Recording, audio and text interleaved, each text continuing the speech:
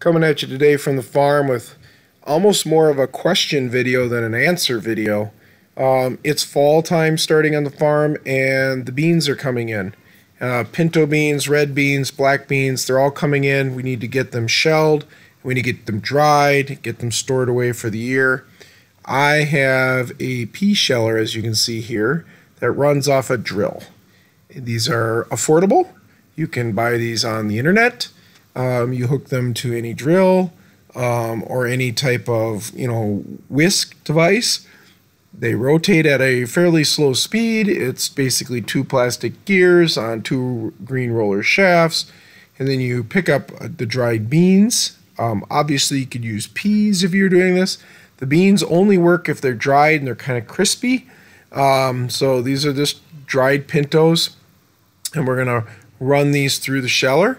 And certainly it's much easier than doing it by hand because basically you just kind of squeeze the trigger and run them through. However, I've come to not like this device over time. Number one, I do 5-gallon pails full of beans and I'm holding the trigger the whole time. So granted, I could switch out for a drill where I could lock the speed a little more and that might help. But the DeWalt's are my most powerful and they're brushless drills and they work really good. So that's what I'm using here again today. But that isn't what I complain about. What I complain about is you can see here as I put it in, the bean goes in fairly decent, one at a time, because that's about all the machine can handle. Drops straight down the bottom, a couple of the beans in the pod. The rest of the bean, which is now empty, falls out the back into the same thing. So first of all, unless I build some type of chute for this device, the beans and the shell all fall down into the same pail. Well, that's not that big of a deal because what I've learned to do is just reach in there, shake my hand around. The beans all fall to the bottom and then I take all that out. Well, with the pinto beans, they're a bigger shell and they do a little bit better when it comes to pulling them out and then not leaving any debris, so to speak, in with the beans. But when you get into the black bean, which is a smaller bean, or you get into the red bean, which is a smaller bean, and they're nice and dry too, you get the debris sometimes with it down in there along with the shell. And when you pull the shells out, now you've got this flaky, exterior of the bean still in that you got to deal with. Now, cow beans, chickpeas, whatever you want to call the black-eyed beans, depending upon your area, they seem to work well in this too. And again, if you're doing peas, you don't wait for them to be dry, and they work pretty decent in the machine. But again, likewise, these all have the same headache.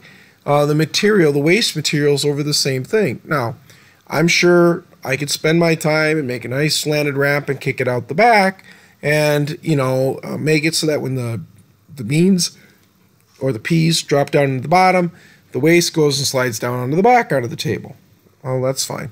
But I'd still have to deal with the other two factors, which is I'm holding a gun and I'm squeezing a trigger the whole time. So I guess here's my point to this video, folks. Every year I've got to do at least a 5-gallon pail full of pinto beans. I'm probably doing at least 3/4 to half of a 5-gallon pail full of black beans. I'm certainly doing an equivalent to that in red beans. Some years I'm doing the cow pie or the black-eyed and some other things. And then, of course, I still have the peas. And after a while, I just get tired of doing it this way. So what I'm wondering is has anybody made for a homesteading family? Now, when I stress that, as you can see, it doesn't have to be one bean at a time like this machine does, but it's got to be something affordable. I'm not, saying I wouldn't be willing to spend $300-400. This is what, $25 to $50, I think, when I bought it. But I don't need to be buying a $5,000 machine here for the homestead. We're not that big of a farm. So if anybody's got any ideas on pea shellers that work for shelling beans or a bean sheller that works better than this, and you've had good luck with it holding up and doing a decent quantity every year for, literally a week or two of a year and then the rest of the time sitting, I'd really appreciate if you put it in the comments or send me a link to the video and I'll look at it. So here I go. So now I got to stir this pail up. This is all just shell at the top. I'm just kind of shaking it in my hands a little bit, make sure there's no beans in it. And what I'm going to be left with at the bottom of this pail after all this shelling is a solid chunk of beans. Again, I'm not upset by that. That's wonderful.